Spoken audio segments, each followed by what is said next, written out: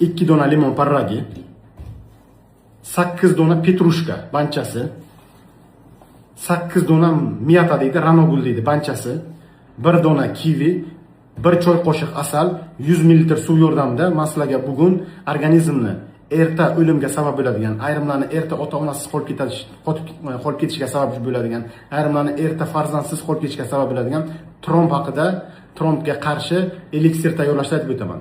Mana shu sharbatdan haftada 3 marotaba ovqatdan yarim soat oldin iste'mol qilasiz va sizda bu paytda qon tomirlaringizdagi ortiqcha yog'lar, qon tomirlaridagi ortiqcha shlaklar, organizmdagi ortiqcha shlaklar va tomirlarda to'planib boradigan mayda trombchalar tozalanib boriladi. Barcha mahsulotlarni mikserga solamiz, aralashtiramiz, sharbat tayyorlaymiz, haftada 3 marotaba iste'mol qilamiz. Boshladik. Mana biz bu yerda tayyorlab qo'yganmiz. Eliksir tayyorlash boshladik.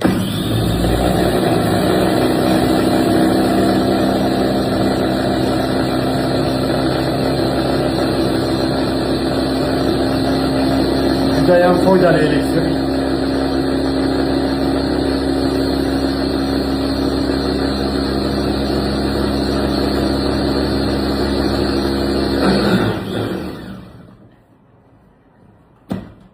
Marhamat.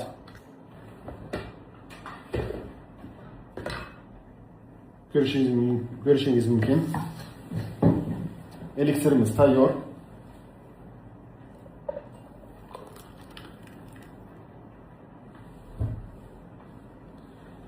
Marhamat. 100 ml dan haftaga 3 marotaba ovqatdan yarim soat oldin iste'mol qilamiz. Tromboz, tromboemboliya erta bevaqt o'limga sababchi bo'ladigan kasalliklarni oldini oladi. E'tiborlaringiz uchun rahmat, tarqatib qo'yamiz.